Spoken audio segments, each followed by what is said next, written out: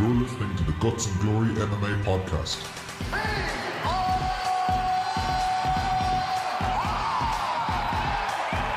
What's up, ladies and gentlemen? This is Liam O'Griffin here, and you're listening to the Guts and Glory MMA podcast, and I'm joined, as always, by Mr. Paul O.D. How are things? On today's show, we're going to talk about a post on the page that has gone slightly viral about Francis and Tyson Fury. We're going to talk about Aljo's reaction to the DJ KO and some fight announcements. So there you go, guys. Lots to be getting on with. Let's be getting on. I want to fight with Chuck. Chuck. I think he just blew his wad there. Anderson Silva, you absolutely suck. Where you at, McNuggets, you fucking piece of shit? So there we go. We had a big post this week, so we start with that one on the page, the big post. So we have it on screen there. So we have Mr. Andy Hickey came out with the goods again this week. So what was this all about? So it was basically that Francis is kind of hinting at that he wants to eventually go back to boxing and he'd like to fight someone in the ilk of Tyson Fury. And it sparked a massive reaction. A lot of pugilists I've noticed on the page that were bigging up Tyson and giving Francis no hope. But there's a good debate on it. It's been going on now for 3 days. There's 800 plus comments on it, a lot of them are in threads that are people having a good debate. Yeah, actually, Kevin was in earlier on. Kevin O'Sullivan, the guy that created our set, of course, as we allude to every week. And he put up some comment. He said his phone is just going off the hook. He said people took him the wrong way altogether, and they're all trolling him now. So it's obviously. What you reckon it is? Do you reckon it's because it's crossing two sports, or is it the star power that Ngannou has suddenly got, or is it the star power from Tyson Fury, or all of the above, or what you reckon has captured imaginations here? I think it's a mix of everything. But the biggest factor, I think, is pugilists are still a little butthurt over the rise of MMA, and while you do have a lot of crossover fans, pugilists are pugilists at heart. That boxing is their kind of first love, and anytime you mention an MMA fighter taking on a boxer in a boxing ring, they'll go on full attack. Yeah, and in a sense, they have a point. Like it. Yeah, but we do the same if an MMA guy goes across. Like we're doing it for Ben Askren going to fight Jake Paul, and we're still as much as we hate fucking Ben Askren, we'll stand up for him against a white-collar boxer at any stage. Can you imagine, we flip this, and there's a boxing page, 50,000 boxing fans, and they announce that one of their elite boxers is going into the cage, and they're basically saying, right, he's going to go into the cage and knock out this world champion in MMA. Yeah, and you're an MMA fan on that page, you're going to go, lol. That's not cute. Gonna happen, lads. That's cute. So it's the same thing, and I get it. Boxing fans are going to defend their own, and MMA fans are going to defend their own, and it's always going to spark a good debate. But it's good to see on the page getting that kind of reaction. Absolutely. Mr. Ben Doucette is in the building. How are things, Ben? Hey, fellas. Glad to see you this evening. Glad to see you, Ben. So what's the other thing there that we have on that list? We have DJ Demetrius Johnson's KO last night at ONE FC. Yep. Vicious. Yep. And there's a couple of people trolling him, saying after his comments about the Aljo fight and that the rules should be changed, he was almost willing to get a knee in the head in this. Yeah, karma. But Aljo, I didn't actually see the tweet for Aljo's reaction to it, but I believe you. Well, Aljo was basically like, obviously, has no clue that the rules are different over in ONE Championships, and said if that was in the USA it would be illegal and he would be DQ'd and you know, all this kind of shite. Like everybody that's fighting in ONE knows knees to the head are allowed. They had some sort of rule where the referee had to give you permission at one stage. I think that's gone now. I think it's just knees to the head. I'm not sure what the full rule is. You can still soccer kick in ONE. 100%. So like if you're fighting in that organization, well then you know the rules. Yeah. And DJ in the post-fight interview was actually getting odd with the reporters, because they were all obviously looking for him to say, oh well, if I was in UFC, this wouldn't have happened, Yeah. and I should have won that fight. It was technically illegal, They but he wanted didn't. they wanted a soundbite. They or wanted a something off headline. him, and he just would not take the bait because the man is just pure class. Oh yeah, every bit of it. Yeah. And look, on the flip side of pure class, then you have Aljamain Sterling. Aljo, he had a go at he was jokingly having a go at the Eddie Alvarez fight. Eddie Alvarez did get disqualified for illegal strikes, but supposed illegal strikes. I'm not going to get into it because I didn't see them properly. Yeah, I saw them. They weren't illegal.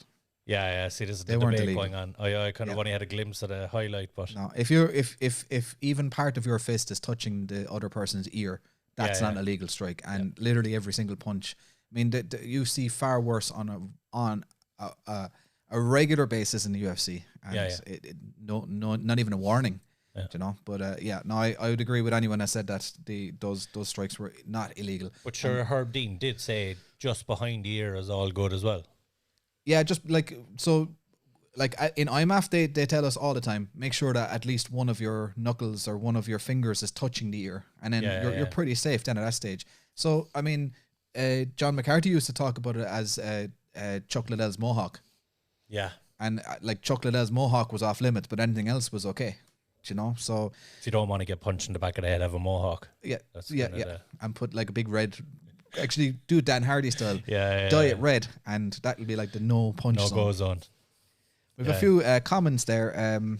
Ben Doucette saying, "Poor Eddie Alvarez, Chael Sonnen, and I didn't think those strikes were illegal." So Ben is siding with Chael Sonnen, and the two of them have this cozy little team.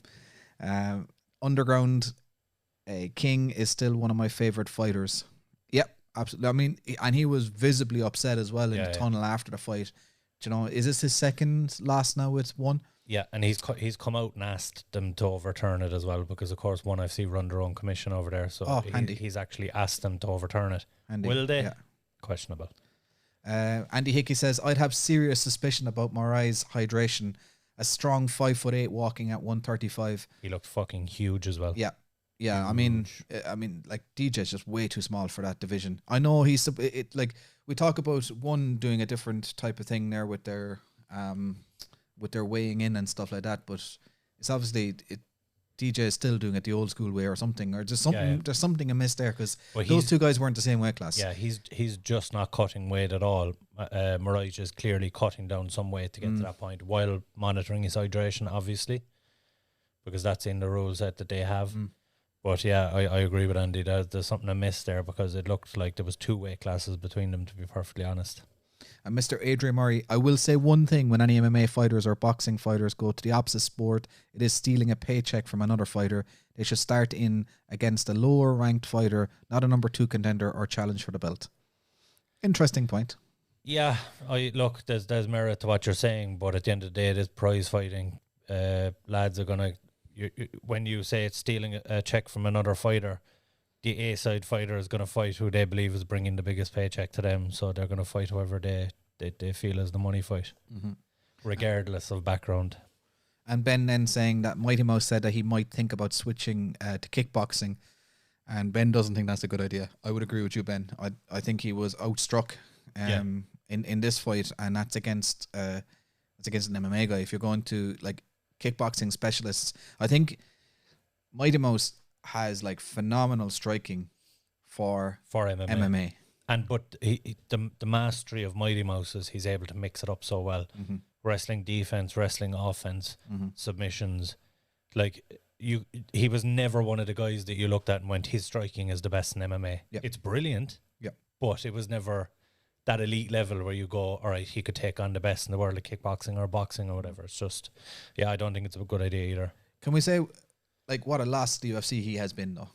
In fairness, like, I'm going to be very controversial. I just think that the UFC made a big mistake letting him go. I don't think so. Oh my God! Right, so go on.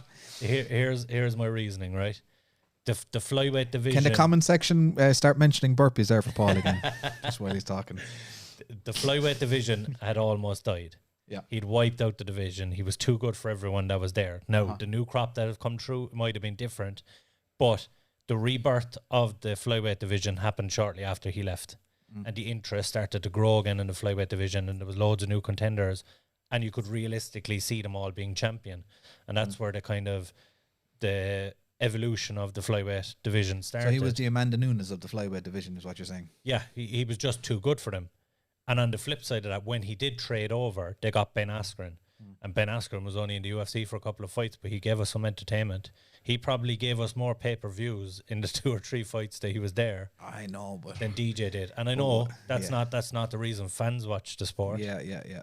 But I just think it was the right time for DJ. He'd done incredible things and gave MMA fans incredible memories with the UFC. But I think it was a good move for the UFC. I think the flyweight division has come on leaps and bounds since he's left. What about bringing him back? No, that I'm all for because there is 10 contenders there now at flyweight, and see if he can come back and take out the 10 again. I'd love to see him You're on back. board. Yeah, I'd love to see him back. Yeah.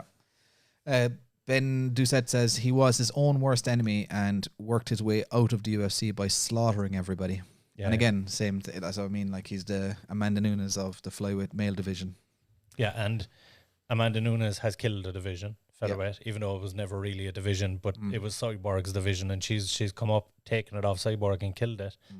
And there's a real worry she's going to do the same with bantamweight. Yeah. Who's there at bantamweight that's of genuine interest? They've brought back Misha Tate, for fuck's sake. I mean, look, we all love Misha, but I mean, you're clutching at straws if you're bringing back Misha to try and beat Amanda Nunes. Like it's a bit of a wing and a prayer. But just go back to Aljo before we forget about it. Okay. Also in the news is that Aljo has said that due to some injury or some ailment, it's going to be 9 months before he can defend the belt. What a wanker. Meanwhile, he's parading around fucking New York with it around his shoulder like he's the king of the world. Yeah. Yeah, look, the more I see of this, and I was all for Aljo in the way he handled it immediately after the fight. And I defended him in the sense that, yes, there was some acting involved, but he was put in that situation by the referee and the doctor, unfortunately. Yeah. He's losing fans hand over fist since. 100%. I mean, the only correct way to deal with this now is just to hide that belt, put it in a cupboard somewhere, and never mention it again until he beats like Peter Yan again, or the next contender, or Corey Sandhagen, or someone like that. It's got to be Yan. It's got to be Yan. Yeah. No, you're right. It's bananas. Yeah. What was the other? We had some fight announcements to talk about there as well, didn't we? Yeah. So 3 interesting. There was a good few fight announcements this week, but 3 of major interest. Oh yeah. So we have Miranda Maverick, who we've had on the show previously, is going up against Barber. And I called this one a matchmaker after her last performance. Yeah. It's the natural next fight is 15 against 14. Barber calls herself the future when she knows Maverick is actually the future of this division. I think it's phenomenal matchmaking, and I can see Maverick moving on again in this one. And we have you obviously, and just to remind people again of the YouTube channel, you can actually go to Guts and Glory MMA on YouTube, and in there you'll find an interview that Paul did with Miranda Maverick just a few months back. Still very relevant, so go back and check out that. While you're at it, hit that subscribe button because we're nearly at 500. Getting there slowly, lads. What was the other fight that you were going to mention? You have our fan favorite, our podcast favorite fighter, Greg Hardy, is going up against Taito Avasa. Love it. We're all doing shoeys that night. I might even do a shoey that night. I don't even drink. Yeah, 100%. Greg Hardy's getting put to sleep. I'm going to disinfect my shoe though. Yeah, I don't do shit. Greg Hardy's going to sleep right and quick there. I see some comments on when we put it up that there's a few people picking Greg Hardy in this and saying that Tai Tuivasa is untested. Tuivasa's faced stiffer competition with the exception of Volkov, who beat Hardy. I think Tuivasa's faced stiffer competition. I don't know. Maybe I'm wrong, and maybe it's just me willing Tuivasa to win. But we've got Into Thin Air in the building, and Ben Doucette asking what happens if Tai loses. I mean, I'll be depressed. There'll be no shoeies. Yeah, I know. Yeah, that's a struggle. And Tai is coming off a big win as well. So, and he's a bit of a fan favorite. He's kind of slotted in there after Mark Hunt leaving as that guy. He's going to win some, he's going to lose some, but he'll make it entertaining along the way. And the other big fight, of course, is our very own Brian the Pike Man Moore. His fight got leaked during the week. It wasn't quite meant to be announced just yet.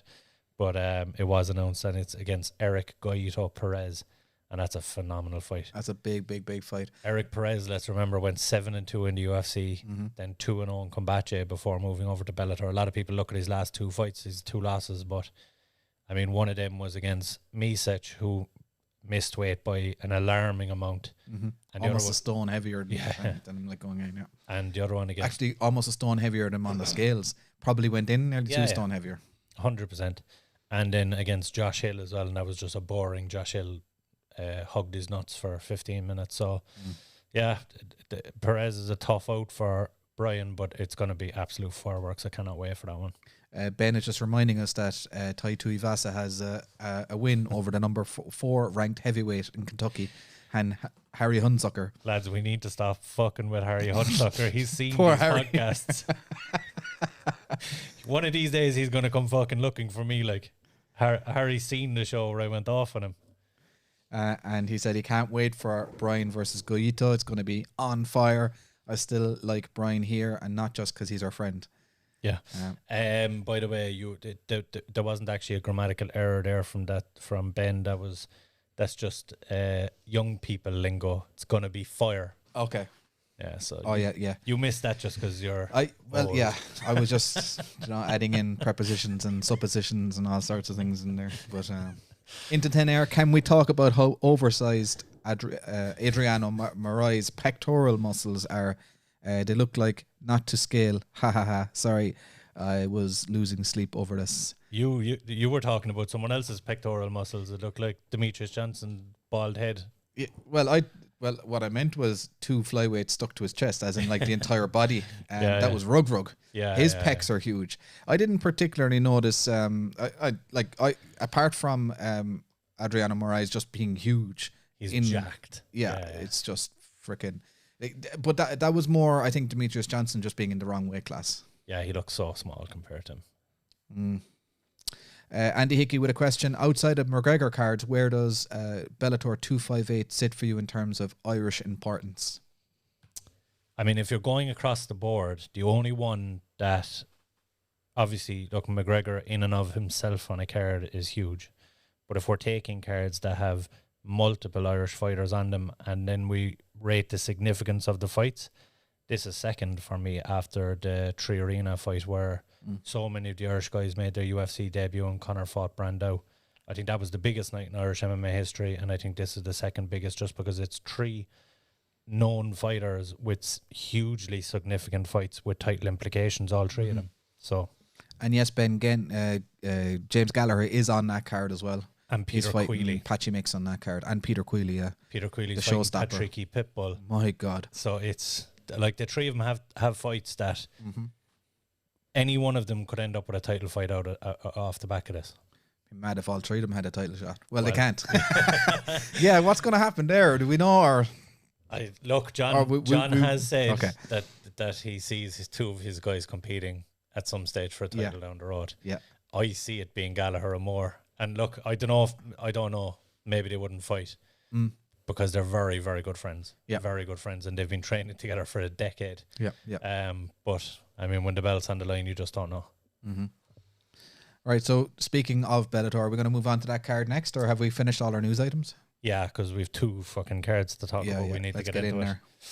Bellator 256, Ryan Bader and Lyoto Machida, and we were kind of just riffing off air a little bit about Machida and Bader and their backgrounds. Yeah, I'm gonna list Machida's notable wins for everyone.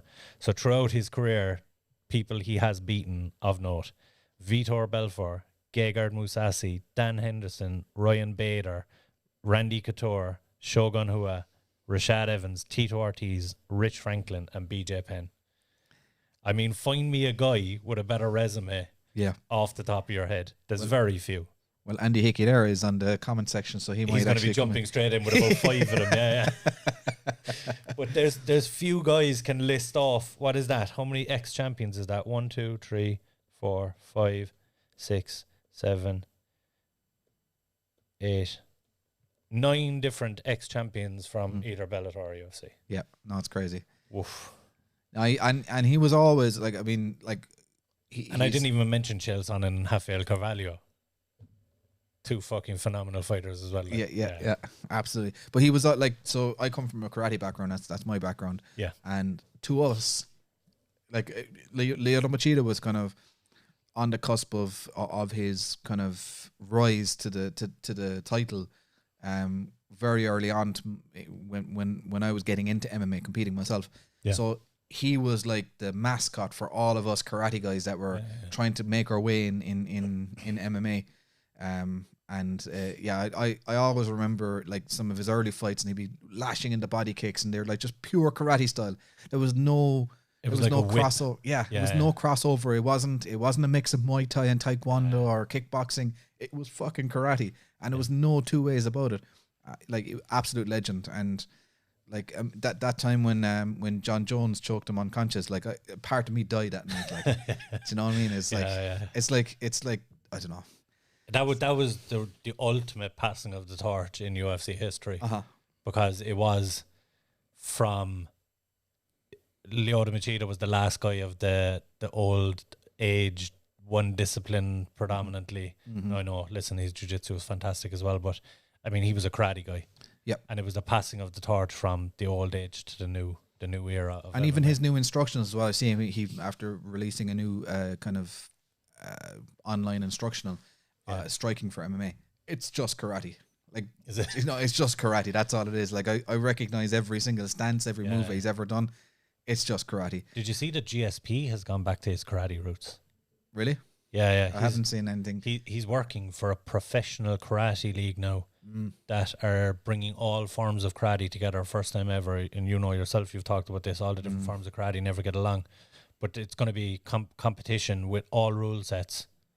And he's one of the kind of faces of that league, and he's going to be a coach under different seasons. Interesting. There's been so many different iterations of companies trying to bring all the different styles of karate together. WKF is the main kind of worldwide body. They're the ones that got Olympic recognition. Yeah. And they just do karate kumite, which is the sparring element of it, right? And it makes no difference what style of karate you come from. There's just one set of rules, and you learn those rules, and that's it. You're just doing karate now. So, but yeah, and there's been a bunch of different companies doing professional karate as well. There's one where they're doing ground and pound as well, where you take them down and you can actually hit them like proper ground and pound. Like. This could be the one that George is doing. Oh, well, there you go. I think he's involved with it. They're over in the west coast of America. And George is after getting heavily involved in it. Yeah. Cool. I don't know why they just don't do MMA. I'll be honest. I like karate is karate, MMA is MMA. I know there's like there's never going to be big money in it. Like there's never going to be any money in it. They've been trying to do it for years. There's just no money. Karate doesn't have the same level of spectatorship that MMA has, even with the Olympic style rules that they've got. And they've put like the red and blue gloves on each side, and they have like they have like these kind of these countdown timers and timeouts and all. It's still like I'm a karate guy, and I can't sit through a tournament. Like it just doesn't do it for me. But yeah, we have a bunch of comments coming in there. Just a couple of them on off-topic ideas as well. So Into Thin Air saying kind of off-topic. I still think Eric Anders beat Machida at Fight Night Belém in 2018 before he left for Bell. Yeah, it was for Bellator. Close. Yeah, I agree.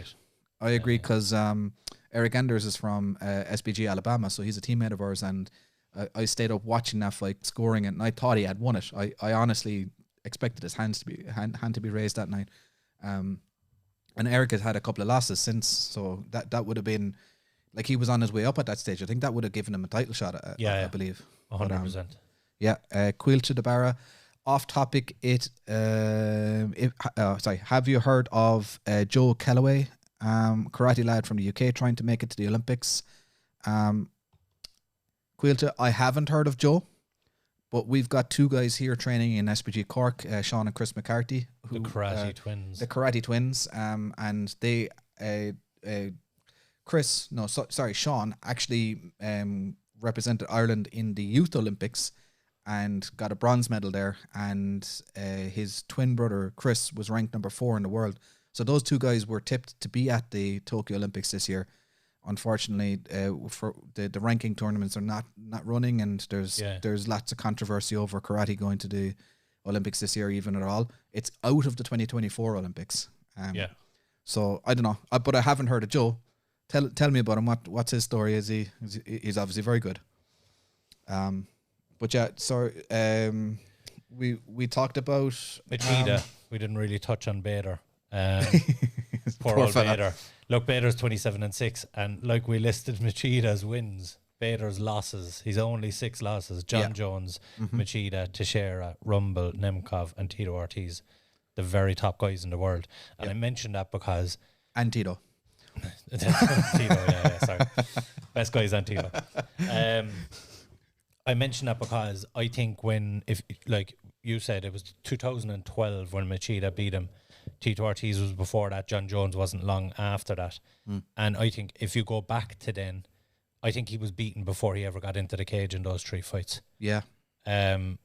He's a different animal now. Look, he suffered a loss from Nemkov, and he is coming off a KO loss. Nemkov is one of the best 205ers in the world at the moment. I don't think anyone can argue that point. So I wouldn't put too much credence in that. If you look at where Bader's at now, heavyweight champion, former light heavyweight champion in Bellator, has done good things since he's transitioned over compared to where Machida is now. I think the rematch is worlds apart to the first fight. And I think I can't see Bader losing this one. I would have to agree. I think they're both kind of coming to the twilight of their careers, but I think Lyoto Machida is further down the hill than Bader is. Yeah. As much as it pains me to not side with the karate guy, but I do think Bader has this one. Yeah. In the co-main event, we have Liz Carmouche versus Vanessa Porto. And similar to the main event, these girls have fought the very best fighters in the world. Porto, even though she's making her Bellator debut, she went 7-4 in Invicta, and she has fought everybody that's a who's who. She's missing half her hair there in this one. She has wins over Jennifer Moya, Modafferi. She actually traded wins and losses with Modafferi. She has losses to Cyborg and Nunez, but that competition level is there. She's on a 4-fight win streak, and she's going in against Carmouche, and we all know Carmouche. She's 1-0 in Bellator after leaving UFC after losing the title fight to Valentina Shevchenko. Yep. And of course, one of only 2 fighters to have a win over Valentina Shevchenko in her career. She's fought Tate, Rosie, Shevchenko, and she had some big wins before she left the UFC in that flyweight division. Yep. I think Carmouche, just based on the level she's been fighting at, and I know I've said Porto has fought some of the best in the world, but for a smaller promotion and not on that big show. She's making her big show debut, and I can see Carmouche picking up a decision victory in this one, but it's certainly one to watch. Yep. Again, I'd have to agree. I just I just know more about Carmouche just because I don't know Porto, and that's pure ignorance on my part. But the other factor is that Carmouche has fought at the heavier weight class as well. Yeah. This might play into it in terms of kind of like the strength and stuff like that. Now, you said did Porto fight Cyborg as well? Okay, so she's had at Yeah. Okay, so I'm talking out to my arse, so basically. But no, that you're going way back, and she's a natural flyweight. Okay. Whereas Carmouche would probably be a natural bantamweight. She is the bigger girl in it. But yeah, like Porto has her hands full, and she's a submission threat, and she's very good when it hits the mat. But that's Carmouche's world as well. So good fight though. Very, very good fight. So just catching up on some comments there. Kevin O'Sullivan saying, otherwise known as Brock and Lesnar. Yes, these are the McCarthy twins. So the 2 boys, we call them Brock and Lesnar because they're just, you'll know when you see them. They're fiends. We also have Quill to the Bar. I was meant to ask you if the 2 McCarthy lads were related after inputting them on the Cage Legacy card. All right, keep eyes peeled for Joe of something coming up with him soon. Awesome. Let us know when that goes out, Quilt, and we'll give it a plug again if it's an interview or if it's an article or something. Ben Doucette, Liz is an all-time great legend in the women's MMA world to me, just due to the high level of competition she has always faced. Yeah, absolutely. She's never had an easy fight, really. I mean, if you look at the history of women's MMA, she was in the most iconic fight. The one against Rosie for the first ever UFC. Yeah, absolutely. It wasn't actually the first women's fight in the UFC though. No, there was one earlier that night. Yeah. But it was the first championship fight, and she was also the first openly lesbian fighter fighting for the UFC, which is probably not that big a deal in terms of. Didn't know that. I don't know. Was there an openly gay fighter before that in the male division? I'm not sure about that. Andy Hickey would know that. Not. Why would Andy Hickey know that? He'd know that. He's a stat man. He's a stat man. Dean McCarthy, great fighter though. Bader, I think Machida takes the W though. Have a feeling could tip his way. Yeah, this the thing. Like, as much as it is a pick'em fight. Like, yeah, as much as I'm leaning on Bader just based on what he's done in Bellator so far, you can never rule Machida out. At the end of the day, he could catch anyone. We go back to not that long ago. Didn't he knock out Chael Sonnen? Was it a flying knee against Chael Sonnen, or was that Rafael Carvalho? No idea. He landed a flying knee on one of them anyway, and it showed us the Machida of old. That kind of that freaky knockout that he's capable of. Yeah, look, he's always in a fight. Always going to be in a fight. So Jeremy Kennedy, Adam Boric. Another phenomenal fight. Yeah. Phenomenal fight. These guys, like Boric was unlucky in the. I think he was very unlucky in the way the Grand Prix fell and landing Darian Caldwell, because stylistically it was one of the worst matchups he could get in that, and he lost to him obviously. He's on a 2-fight win streak since then with wins over Eric Sanchez and Mike Hamel, and 16 and 1 Pat Curran as well. Yeah, I mean he's beaten some top level guys. Yeah. Very tricky and pretty by Taylor. He was all not one of the higher level opposition he's faced off. He was known as a finisher up to a point, but once he's hit this higher level that he's at in his last 5 or 6 fights, he's had some weird fights and some weird decisions. Some have gone his way and some not. Obviously the Caldwell one didn't go his way. And then you're against Jeremy Kennedy, he's kind of been everywhere. He's been to the UFC, 3-1 in the UFC, 2-1 in PFL. He went 2-0 in Brave, and we know how hard it is to go over to Brave and get wins. And he fought a Magomed, of course. Yeah. He had 1-0 in Bellator in the win over Matt Bissett in his last one, and that's coming off the no contest to Daniel Pineda. But it's interesting, his UFC run, he went 3-1, culminating in a loss to actually Volkanovski, and then he left because he couldn't get enough fights in the UFC. He's since gone on, he's had 6 fights in 3-4 years, so it's not like he's been massively active since. But look, like he has fought the best in the world. I mean, all you need to say is that he's fought Volkanovski and he's 16-2. It's a very, very, very closely matched fight. I would lean towards Boric, but it's a pick 'em. Just a bit of useful information about Adam Boric. If a Japanese guys call you a Borix, you're being insulted. There you go now. There you go. What does it mean? You're an awful Borix. Oh, how did that? Come on, you're supposed to be the comedian. You're supposed to be the stand-up comedy here. Oh, Jesus! I can hear the moans in the comment section already. Katsunganu, Olivia Parker. What's going on with those two? Complete fucking mismatch. I mean, one of the worst mismatches I've seen in a very, very, very long time. Parker is coming in and making her debut after a loss in Invicta. She made her debut in Invicta and lost. And off the back of that, she was only 4-0. Off the bat that she's making her debut in Bellator against Katsungano, of all people. I think that she's been lamb to the slaughter here. What division is this in? This is in the featherweight division. Okay. And so I know they're just they trying struggle for. They're just trying to build Katsungano back up for the Cyborg fight, I presume. Yeah, but Jesus Christ. I mean, they have a division in Bellator. This is what troubles me with this. They actually have a featherweight division, and they're going over finding a girl coming off a loss in Invicta, in her debut in Invicta, and they're going feeding her to Zingano. I think it's awful. I think if this goes past 2 minutes, I'll be shocked. I think Zingano just runs through her. Zingano's fought some of the best girls in the world. Ronda Rousey, Juliana Pena, Marion Renault, Megan Anderson. Yeah, this is going to be a quick one. So Into Thin Air is replying to Ben Doucette. He said he was going to hold back, but because you said Chael, You can't spell Chandler without Chael. And he said, excuse your cheek, nobody has ever beaten Chael. It's an illusion. Kevin O'Sullivan said that my effort at a joke was nearly worth the burpee. For you, yes. No, he mentions your name.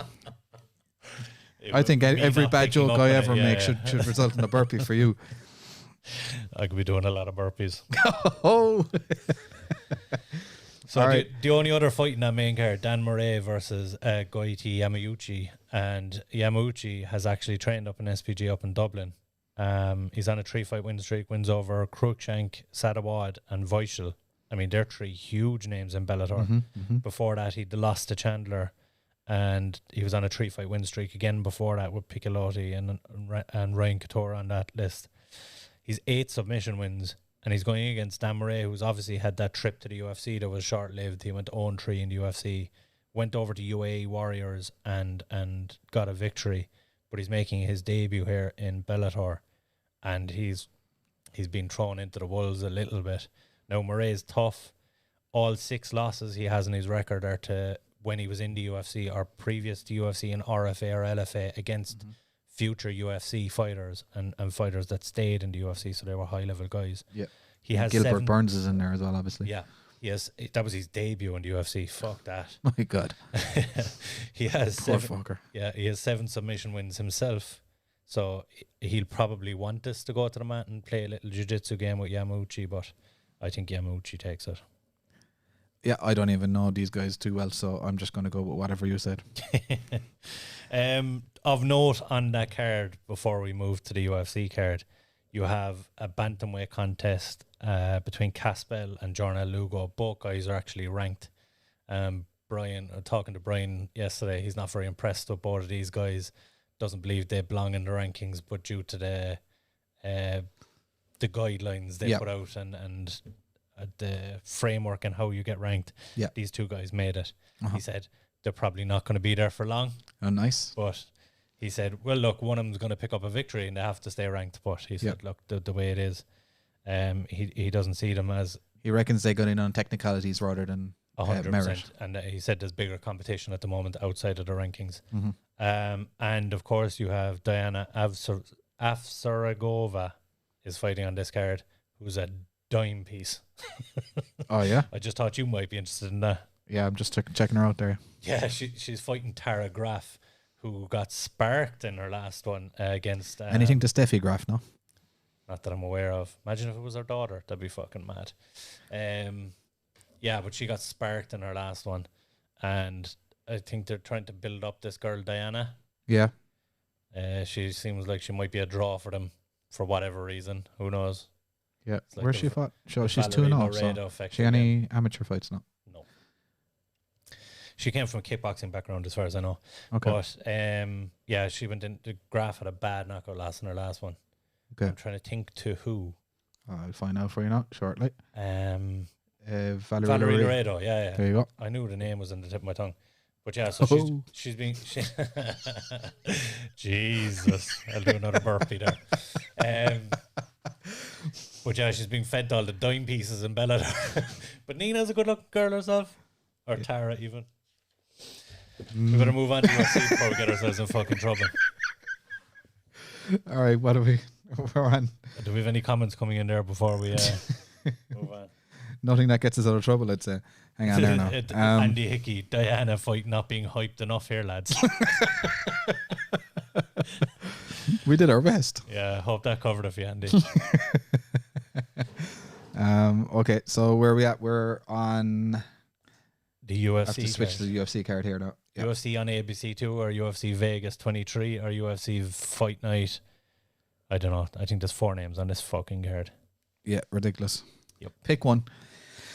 So UFC Vegas 23. Marvin Vittori versus Kevin Holland. Big mouth. He's back again. I heard. I saw a great article on this. Kevin Holland was preparing for this fight by learning Italian. So another burpee, is it? Yeah. Fucking no, hell. but like, the worst part is it's fucking believable. He's that tapped and that focused on the worst parts of his own game. Yeah. That I'd actually believe he was learning words in Italian in the build up to this rather than fucking training. The one thing though, look, I shit on Holland after the last fight and I felt justified in doing it. The fact that he stepped up amidst all that, because it wasn't just me, a lot of people were shitting on him.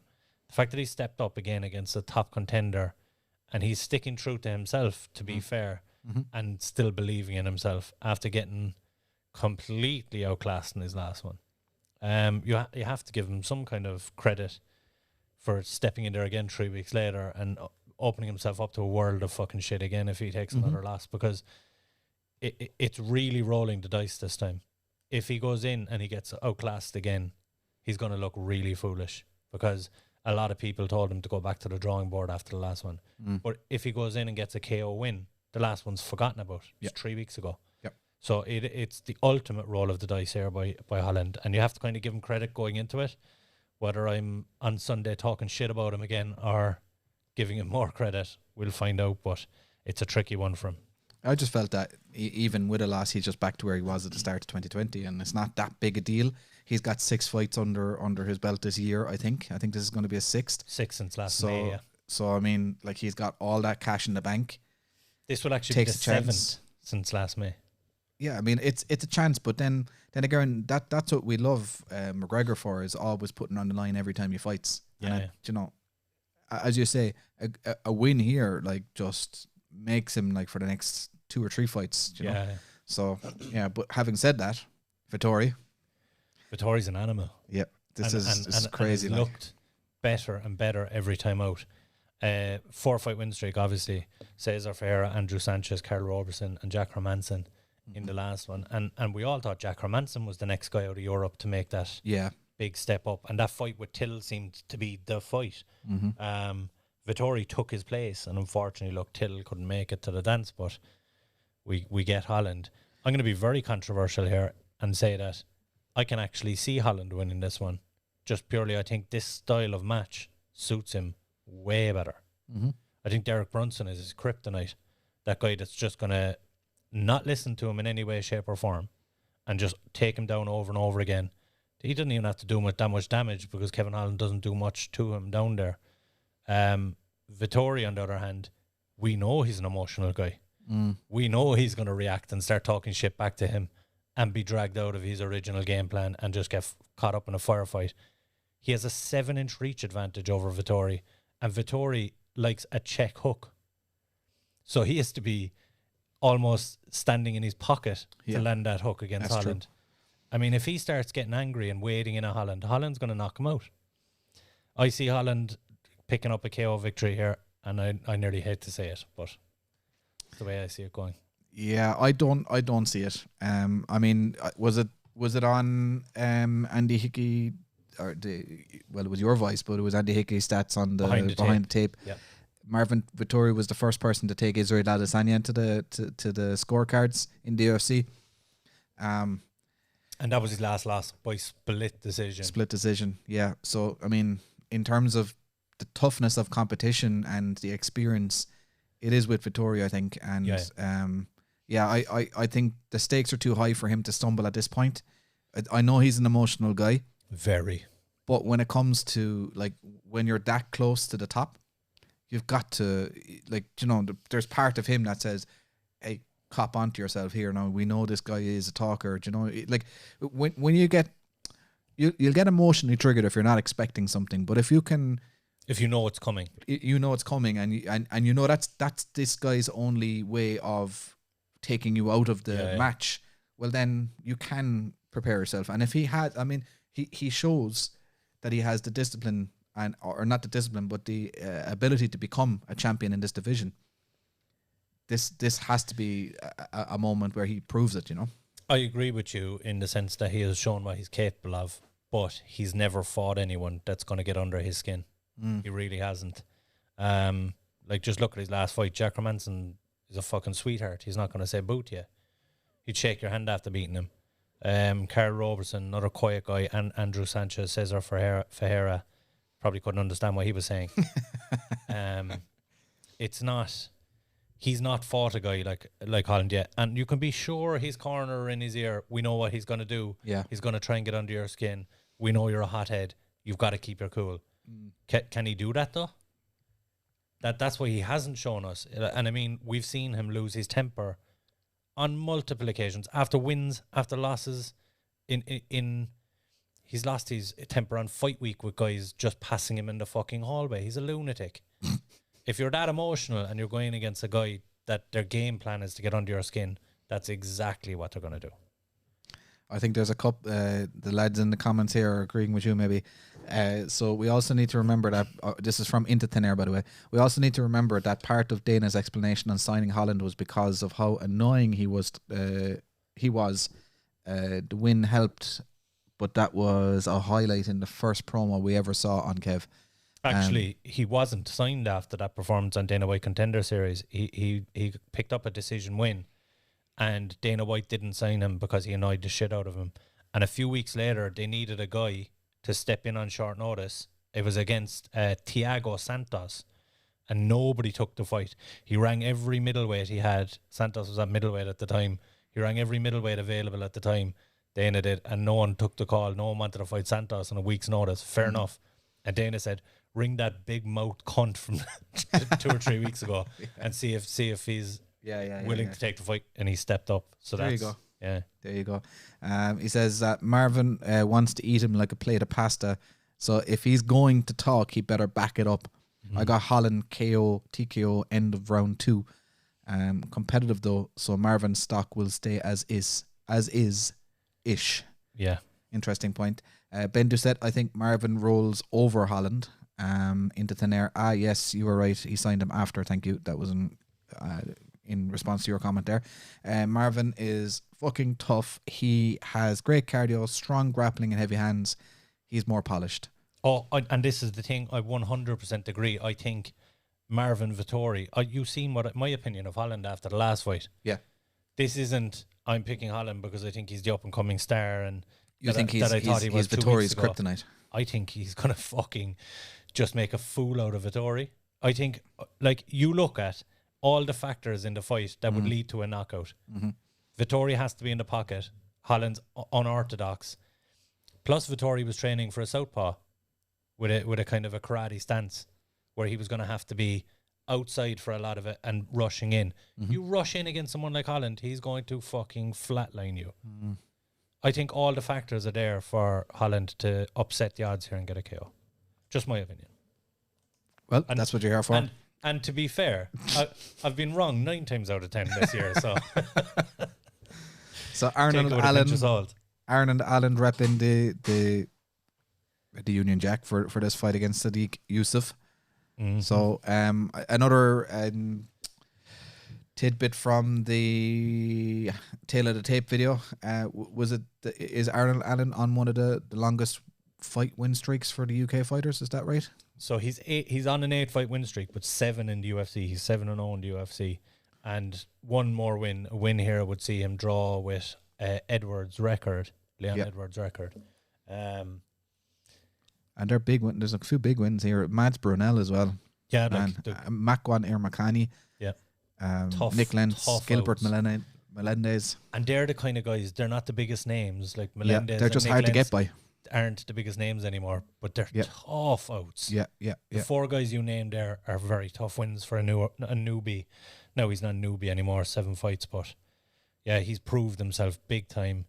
And he's going in against another guy, a Dana White Contender Series alum as well, and Sadiq Youssef, who's come in 4-fight win streak in the UFC, has looked phenomenal. Whoever wins this one is 100% fighting someone high up the rankings next.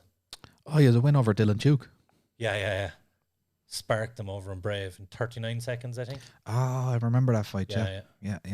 He was drafted over as because he was on Dana White's Contender Series before that, I believe. Yeah. And he was kind of promoted as the guy from Dana White Contender Series. Oh, okay, right. And for Tuke to beat, but unfortunately he went over and sparked Tuke. Yeah. So who have you got for this one? I would just lean towards Allen. Like you said, that you've named the guys he's fought there, and I just tougher think competition. he knows how to get a win. Yusuf relies on his athletic ability and his technical ability. and it's gotten him to this point. Don't get me wrong, and he's brilliant. But I think Arnold Allen, you take his technique and his ability out of it, he's smart enough in there to be able to get a win against top guys. So just a couple of comments in there. Ben said he'll do burpees if Holland wins. That's how much he likes Marvin. And Ireland. How many? Arnold Allen, at least 50. Come on. Ooh. Arnold Allen beat Gilbert Melendez, and it killed my soul. I know how that feels. Allen's boxing is so damn crisp, and Queel to the bar reminding us that the Tuke fight was a controversial stoppage. Yeah, it was stopped a little early, for sure. He wasn't out, but okay. At the end of the day, he still went over and got the job done. Into thin air. Yes, Allen's flow is flawless. Say that 10 times fast. I'm glad I got that out actually. Next fight up, we have Mr. Julian Marquez is back in the house. Miley Cyrus's boo. Yeah. He's taking on smiling Sam Alvey, and there's so many fights on this card that I love for no reason other than someone's going to sleep and it's going to be fireworks. Marquez is never in a bad fight. Well, this time it's definitely going to be Sam Alvey going to sleep. I would imagine so, yeah. But either way, Marquez hasn't gone through a fight without getting cracked and wobbled. It just does it. Like the one against Maki Pitolo, his last one. Remember, I was saying both guys are going to come out and bomb it. Yeah. And Maki Pitolo looked like he had him hurt, and then he pulled off the anaconda. Yeah. Crazy. Yeah. These guys are going to throw hands, and it's going to be entertaining. Marquez will probably pick up another KO win. And for a guy that's only 8-2, 10 fights overall, and he's only 3-1, 2-1 in the UFC, he's making waves through that division real quick. Yep. And Sam Alvey is such a tough fight to win. Do you know? Yeah. I know. Like I'm looking at his record here now, and he's got losses to Ryan Spann, Jimmy Crute, Rogerio Nogueira. Yeah. So like those are big names. And he's been around such a long time. He's, you know, I'm just looking down even further. Fights Derek Brunson, Nate Marquardt, Elias Teodoru. Like there's some really, really big names down there. Yep. He's a vet. Like he's a salty vet that, like, doesn't matter how well you fight, you're in a scrap when you're in with Sam Alvey. And this is the thing. So there's this assumption for some reason that Sam Alvey is a bit chinny because he has been TKO'd or KO'd 3 times. But that's 3 times in 19 fights and 9 losses against the best in the world at 185 pounds or 205 pounds where he's fought a good few times as well. Yeah, absolutely. Yeah. So yes, he's had some bad knockouts that looked bad, but he's certainly not chinny. However, he's going to look chinny on Saturday night. One of these boys is going to sleep, one or the other. If that goes to a decision, if that goes to a judge's scorecards, you're doing burpees. No, but mark it down. Fuck off. Mark it down right now as fight of the year. Okay. Because there's no way it goes to a decision without being the greatest fight of all time. Nina Ansaroff, Mackenzie Dern. And it's actually, I believe she's changed it now to Nina Nunes. Oh, really? Yeah. Some sites are saying Nina Nunes and some Nina Ansaroff. So yeah, you have Nina fair Nunes. I'd take Nunes as well if. Anyway. She's coming off the loss to Tatiana Suarez. Yeah, I know you are. She's coming off a loss to Tatiana Suarez back in June of 2019. Again, this was on Behind the Tape. If you haven't seen it, go check it out. The stats that Andy Hickey pulls out are phenomenal. But that's a long fucking time ago to be going in against one of the top in the division again, especially coming off a loss. Now, before that loss, she was on a 4-fight win streak. She beat Gedalia, Marcos, Hill, Jocelyn Jones-Leiberger. So she was showing that the potential was there because she was touted highly when she came over to the UFC from Invicta. But Dern is kind of one of the girls that the UFC really want to push and market. She's on a 3-fight win streak herself since the loss to Rebas. She has 6 submission victories. She's obviously an ADCC champion. I can't see this going any other way but Dern getting a submission victory. Refresh my memory here. Is Mackenzie Dern the one that I got in trouble with over with Brian Moore? Didn't she have the kid and came back and won 3 fights in 2020 and I gave her fighter of the year? Yup. Or the comeback of the year, and then Brian the Pikeman Moore has it in for me ever since. Yeah, because she had the loss. And so this is actually the battle of the MILFs. Yep. pretty much. I Fair mean, play. you could word it a little bit better than that in a PC. No, sense, I think that's but- it. I think that's it. That's it. That's it. I'm sold. Take my money. Yeah, I can't see it. I can't see Nina coming back and being because they were trying to build this narrative that Nina was going to be a champion alongside Amanda. Yeah. Can you imagine that girl going against Valentina Shevchenko? Yeah. No, that's a really tough one. Whereas Mackenzie Dern, I still think Valentina beats her, but she has that chance. If she hits the match, she could pull off a leg lock or a knee bar, or toe hold, something. No, definitely. It's a yeah, cracking match. I think Dern takes it. And that's actually I would be leaning that way, that's actually at £115. Sorry, I'm talking about Valentina Shevchenko, but both of those girls could easily be fighting a flyweight. I think they have before. The next fight on the card, Woo. Go on. drum roll, another one that I'm only interested in because they're just going to swing punches. This is some old school just bleed shit. Like, this is Mike Perry against D-Rod. Neither guy gives a fuck about boxing defense. Well, Mike Perry doesn't give any care about his nose anyway. No, absolutely not. Yeah, this is look. Either guy wins. I don't fucking care. I just want to see this fight. I do think Daniel Rodriguez picks up the victory though, and I think this is surely the end of the line for Mike Perry. 1-3 in his last 4 now. A lot of controversy in the last few months with different things, punching old men and the issues with his wife and punching glass doors and all this fucking carry on. I'd say the UFC want Ray to probably end up in BKFC before the end of the year, but yeah, but this is the kind of fight that he could very easily go out and get a KO win as well. True. Because Daniel Rodriguez will stand there and trade with him. BKFC would be a great move for Mike Perry though. Yeah. I mean, if he's not in entertaining fights already, the only thing that makes these fights not entertaining is if people are taking him down or holding him and whatever. Going over to BKFC, he's going to be able to do what he wants to do. It's just swing wild. So Into Thin Air says that Tatiana Suarez dominated her on the ground. Nina had some decent sprawls, but Mackenzie kills her. Yeah. And lol, so many of these fights are going to be straight KOs. Yeah. There's some murderous fights on this. Even if you go down the card, right? Impa Kasangani versus Sasha Palatnikov. Kasangani's coming off that, like... That's the opening fight. Yeah, opening fight of the night. Historic KO, and that's probably what his career will be remembered for long after he's gone, unfortunately. But before that, he was 8-0 and a killer himself. And the guy has hands now. He's a lot of decision wins, but he puts it on people. And Sasha Palatnikov came over and had a big KO win in his debut, I believe. I'm trying to think who he was fighting. But yeah, I got it there now. But yeah, he's only 6-2 himself. That's a phenomenal fight as well. Lewis Kosk. Lewis Kosey, yeah, another one of the. He's actually a pair of brothers that had Dana White Contender Series wins on the same night, Lewis and Orion. But yeah, Palatnikov. I actually had Lewis picked, but Palatnikov came in his debut and got the upset KO win. Da Un Jung, another banger. Luis Saldana. Can you remember the night on Dana White Contender Series where there was all the front kick KOs? Yes. Luis Saldana was one of them. Okay. And he's fighting Jordan Griffin, another Dana White Contender Series guy. You say that every time he comes up. It's true every time. He's fighting Jordan Griffin, another KO artist from Dana White Contender Series. And the other guy who got a front kick KO that night, Ignacio Bahamondes, is also fighting on the card against John McDessie, who owns a spinning back fist KO in the UFC. Yep. I mean, this card, from top to bottom, there's about 8 guys going unconscious on this card. And it's phenomenal. I cannot fucking wait. Yeah, Into Thin Air said it's going to be like watching the NFL in the 90s. No defense. Yeah, I'm American.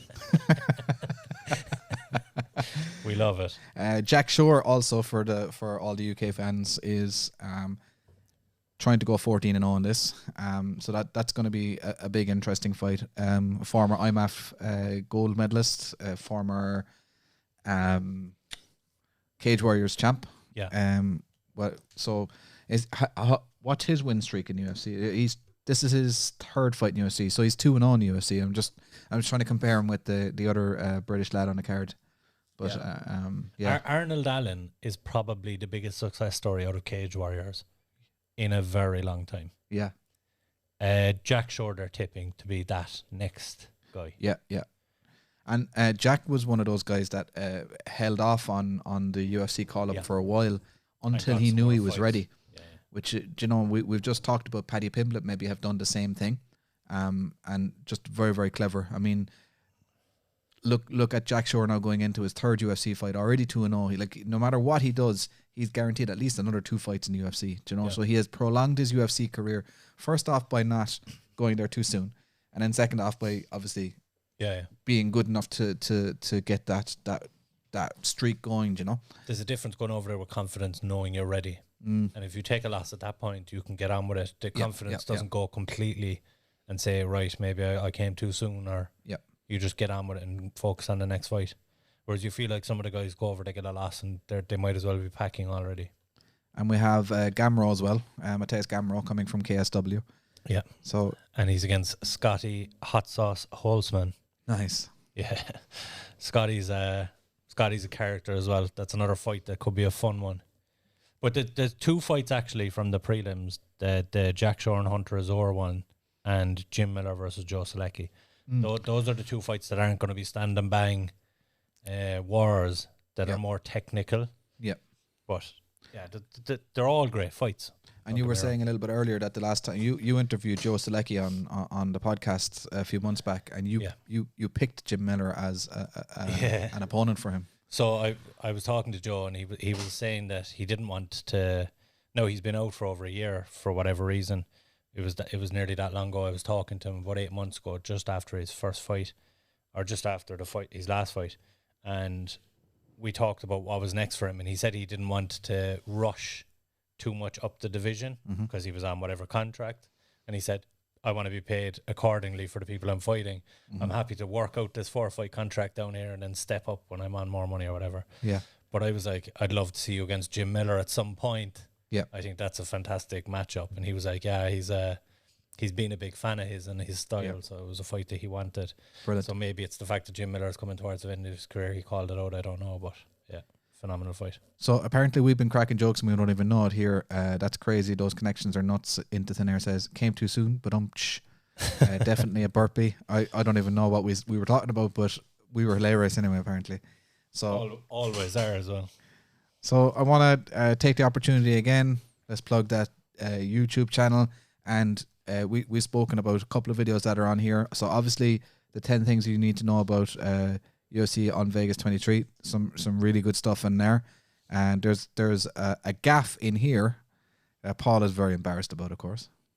I mean, you're not that embarrassed. Not really, no. But we're not going to tell you what the gaff is. You're going to have to go in and watch the video and see if you can spot it yourself. Comment underneath the video if you can spot the gaff. But it's a bit of a Freudian slip on my part in the editing. And then the 5 thing, or no, which one is it? Where's the? No, that is the one. That's the 10. That's the Andy Hickey one there. Yeah. Yeah. And we mentioned also the two interviews that you had. One was Miranda Maverick. Yep. Miranda. Jesus Christ. Miranda Maverick and Joe Selecki. They're both on the back catalogue here as well. So. Joe, you'd be digging to find Joe Selecki. That was back in the Blood and Bandage days. Oh, well, okay. All right. Well, just definitely go back and find it. Spotify somewhere. Okay, so if you haven't already, guys, go ahead and subscribe to Guts and Glory MMA on YouTube. Really helping us out there. And so what have we got coming up this week in terms of content? We have a fantastic top 10 coming out this week. Really, really excited about this one. It's a fun one. And we have Matchmaker, of course, will be out on Monday. Mm-hmm. We have Behind the Tape will be out on Thursday. We have another episode of Pro Am out next week for the UFC card. And we have a prize giveaway which will be launched on that show. And it's a huge prize. Nice big prize, yep. Yeah. A lot of people will be interested in winning this one. So Friday, stay tuned. Friday with live show, Sunday live show again. Yep. So Into Thin Air, really enjoying the countdown vids. Those are going to catch on in no time. This channel is going to blow up, so this will be fun. Well, we're hoping so. Yep. We're hoping so. And to be fair, I haven't done any of the editing yet. Tell more people. Yeah. I haven't done any of the editing yet, but I will be doing some editing soon. And I will be chipping in as well. But fair play to the lads who've been putting these videos together. So Paul's been doing all the editing last couple of weeks, and Andy Hickey, Up the Darts on Twitter, has been providing lots of the stats, and Ben Doucette has been working on the countdown videos or the top 10s. So Mustache MMA main or main mustache MMA. Just type in main and mustache, and he'll pop up there somewhere. And he's on the comment section here. So Ben, if you're still here, comment your Twitter handle there, so we get you some followers. But yeah, no, that's pretty much it, isn't it? All good. So enjoy the fights this weekend, and we will talk to you again on Sunday. I have a feeling we'll have a lot to talk about. There you go, guys. See you next week. I want to fight with Chuck. Chuck. I think he just blew his wad there. Anderson Silva, you absolutely suck. Where you at, McNuggets, you fucking piece of shit? I'm cool with all the gods. Gods recognize gods. This is number one bullshit. You can't stop the Superior Express. Choo-choo, motherfuckers. I don't have much left to say other than you have seen nothing yet. Who the fuck is that guy? I'm the man of the hour, Joe. Too sweet to be sour. What you see.